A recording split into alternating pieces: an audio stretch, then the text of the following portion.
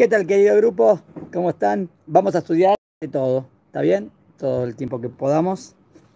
En primer lugar, se me fue, segundo. En primer lugar, artículo de Radio Cevitón. Luego de todo lo que estuvimos haciendo bastante, de la destrucción del Betamigdash, el 9 de Av, un poco de historia, pero muy interesante que no es sabido y cosas que se van descubriendo a lo largo de los años. Les leo.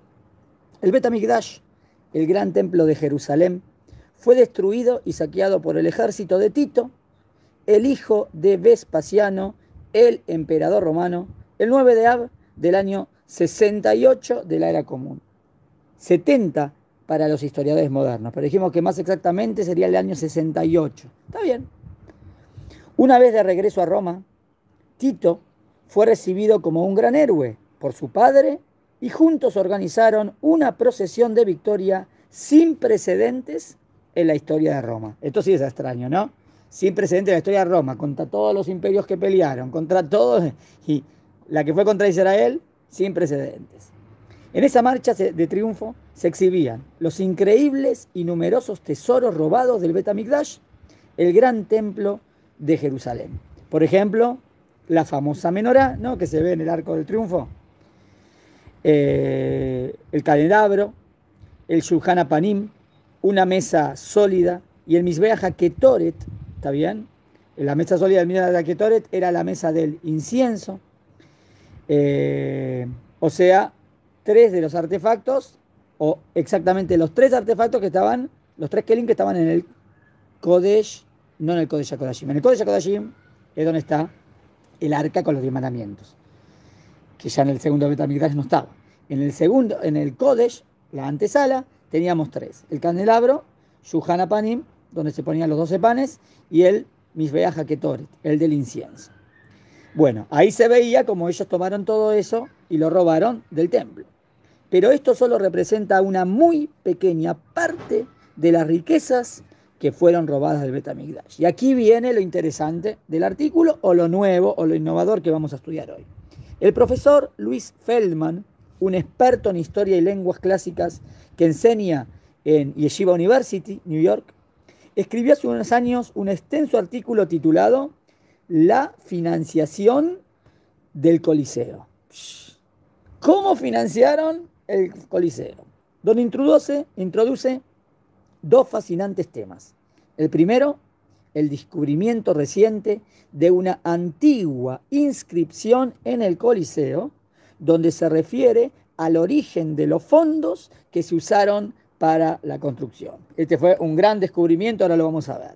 Segundo tema, tan desconocido como el primero, describe las abundantes riquezas que habían en el Betamigdash y su origen. Yo quisiera referirme a estos dos puntos, agregando algo sobre lo que no escribe el profesor Feldman.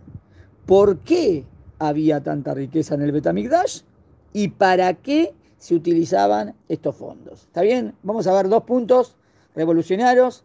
Uno que tiene que ver con ¿cómo lo dijo? Segundo, con la inscripción que se encontró. Con la inscripción que se encontró, ¿está bien? De dónde vienen los fondos. Y segundo tema, cuanto la abundante riqueza que sacaron del Betamigdash. Vamos a agregar después para qué se utilizaba. Vamos por el primero. Ex Manubis. El profesor Geza Alfoldi de la Universidad de Heidelberg, Alemania, descubrió, acaba el primer descubrimiento, que debajo de una inscripción de piedra, de una inscripción de piedra del siglo V, que describe ciertos arreglos hechos en el Coliseo en ese tiempo, en el siglo V, se escondía debajo una inscripción mucho más antigua, medio raro, ¿no? Ahora vamos a ver, atribuida a Tito. Esto no es poco común. En el pasado, para escribir un texto sobre piedra o sobre un pergamino de cuero, se utilizaba una materia prima reciclada, es decir, la piedra o cuero que había sido utilizado para escribir un texto anterior, y ahora ese texto se borraba para escribir una nueva inscripción. Era normal, ¿está bien? Entonces por eso se puede descubrir todavía cosas que habían sido escritas antes. A lo mejor ese documento es del siglo III y a lo mejor descubrís que también algo 5 siglos antes, porque lo reciclaron, ¿está bien? Y como que lo borraron y lo utilizaron de nuevo para escribir algo. Lo mismo se hacía en estas piedras. A los pergaminos que contienen un nuevo texto escrito sobre un texto viejo, borrado, se lo conoce, mira, hasta hay una palabra para decirlo, palimpsestos. Palimpsestos. Pergaminos que se utilizaron alguna vez, después se borraron y después se escribió de nuevo. En nuestro caso, se descubrió que debajo de la inscripción del siglo V se escondía una inscripción escrita en ocasión de la inauguración del Coliseo, que se empezó a construir, o sea que había una inscripción muy antigua que tenía que ver con la construcción del Coliseo, que se comenzó a construir en el año 72 y se terminó de construir en el año 80 de la era común. En el reino de Vespasiano y concluyó en el año 80, cuando ya el emperador ya no era más Vespasiano, sino era su hijo Tito.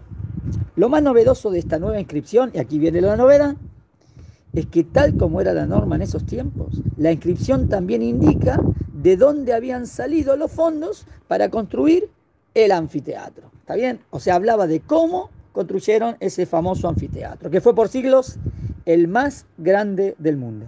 Una capacidad para 80.000 espectadores. 80.000 espectadores. Hoy tenemos estadios de fútbol, hechos hoy en día, gigantescos. ¿Está bien? 80.000 es de los más grandes que hay.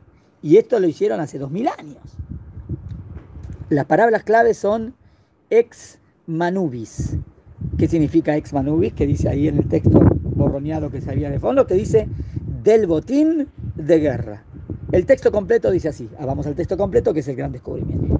El emperador Tito César Vespasiano Augusto ordenó que el nuevo anfiteatro se hiciera con lo obtenido de la venta del botín de guerra. O sea, se hace el anfiteatro con lo obtenido de la venta del botín de guerra. Eso es lo que está escrito ahí. En su artículo, el profesor Feldman demuestra que ese botín no pudo ser otro que lo obtenido en la conquista de Jerusalén.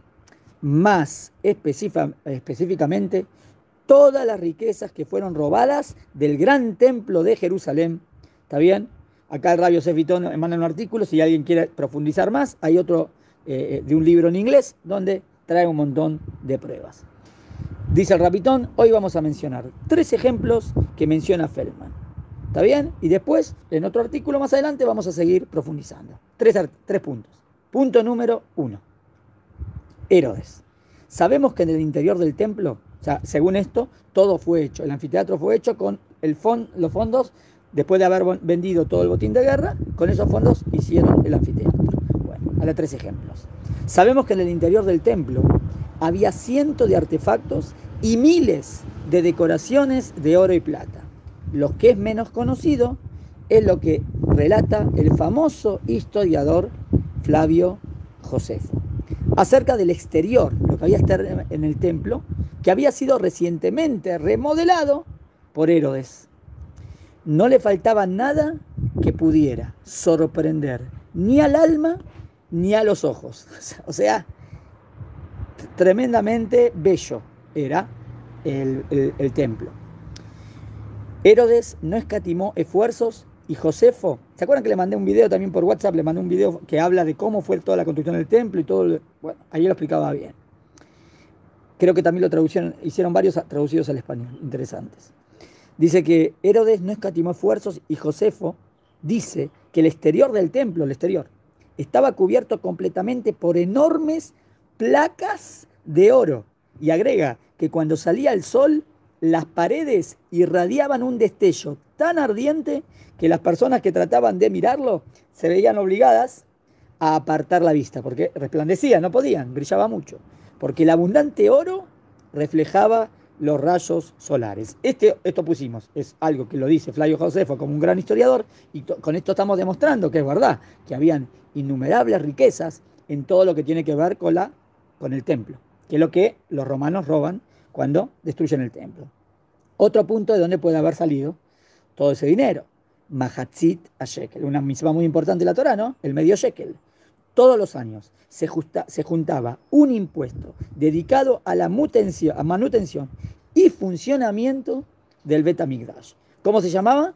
mahatzit a shekel, el medio shekel. Esta moneda de plata valdría en nuestros días más o menos $5. Bueno, $5, pero. Tengamos en cuenta que en ese entonces vivían en Israel, de acuerdo a Feldman, entre 4 y 8 millones de judíos. Bueno, entonces multipliquen 4, 8 millones por 5, o sea, ¿cuánto era ese capital? Ahí tenemos 40 millones de dólares, y todo esto todos los años. Donaciones, tercer punto. Aparte, muchísimos Yudim, como dice la Mishnah en Shekalim, donaban también sus casas, sus campos para el Bet HaMikdash. Las donaciones no llegaban solo de los judíos de Israel. El templo era el principal o el único beneficiario de donaciones de todos los judíos del mundo. ¿Ah, qué? ¿Pero había judíos en otras partes del mundo en ese tiempo? Claro que sí. Acuérdense que habían salido al exilio la primera vez 500 años antes de la era común. Y después, cuando se construye el segundo, no todos vuelven, la mayoría se quedaron afuera. ¿Qué comunidades grandes habían? En esos tiempos, primera mitad del siglo I de la era común, si bien la mayoría de los judíos ya después de 500 años habían vuelto a Israel, también había importantes comunidades judías. ¿Dónde? En Alejandría, Egipto, en Roma, en Turquía, en Siria, en Irán, en Irak y el norte de África. Muchas de esas comunidades eran muy prósperas y los judíos que residían allí solían enviar permanentemente regalos y ofrendas para el mantenimiento y la prosperidad del Bet HaMikdash. Una ilustración: Cicerón cuenta que en los tiempos de Flaccus fue embargado un transporte, embargaron para ver que en verdad tenían mucho dinero que también donaban al templo. Embargaron un transporte que cargaba 110 kilos de oro que estaba siendo enviado por los judíos de 4 ciudades de Asia Menor para el templo de Jerusalén, como un dato histórico. Cuando los romanos llegaron al templo y comenzaron a saquear sus riquezas, encontraron, según Josefo, Flavio Josefo, un gran historiador, innumerables, en latín apeirón, o incontables, sumas de dinero, innumerable cantidad de sedas con joyas incrustadas, otros metales preciosos, porque el templo era el depositario de muchas riquezas cedidas por ricos y pobres. Finalmente, y para tener una idea más aproximada del impacto económico que tuvo el saqueo del Bet HaMikdash, mencionemos que luego de que el Bet HaMikdash fuese saqueado, había tanta riqueza, tanta, en el Imperio Romano, que el valor del oro bajó a la mitad. Fíjense, otro dato histórico importante. ¿Por qué de repente baja el valor de oro a la mitad? Porque había tanto que entonces bajó el valor. Lo que es más, Vespasiano había heredado un imperio que estaba en bancarrota. ¿Por qué lo heredó en bancarrota? Principalmente debido a las excentricidades de su antecesor, el impredecible y trastornado Nerón, que había muerto en el año 69. Sin embargo, luego de despojar a Jerusalén, miren todo, Roma, que era el imperio de los más grandes del mundo, en ese momento el más grande, Roma experimentó un par de décadas de abundancia y prosperidad sin precedentes. ¿De dónde sacaron todo eso? O sea que todo eso fue del Bet HaMikdash. Vamos a seguir estudiando. ¿Está bien? Corto la transmisión para que suba el videito y enseguida síganme en Judaísmo en Vivo, en directo empezamos la continuación de esto.